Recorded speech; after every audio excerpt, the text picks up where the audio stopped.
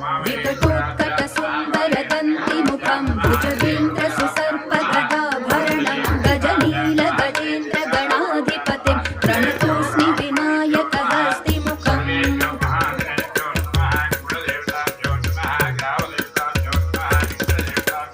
सुरसुरगणपति सुन्दरकेशं ऋषि गणपति यज्ञसमानं भव भव गणपति पद्मशरीरं जय जय गणपति दिव्य नमस्ते गजमुखवक्त्रं गिरिजापुत्रं गणगुणमित्रं गणपतिमीशप्रियं गणपतिमीशप्रियं गणपतिमीशप्रियं करधृतपरशुं कङ्कणपाणिं कबलितपद्मरुचिं सुरपतिवन्द्यं सुन्दरनृत्यं सुरचितमणिमकुटं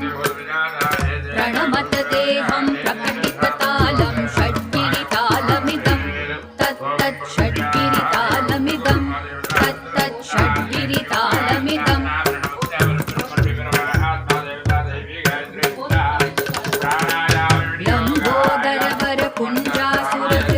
लम्बोदरवरपुञ्जासुरकृतकुङ्कुमवर्णधरं श्वेतसशृङ्गं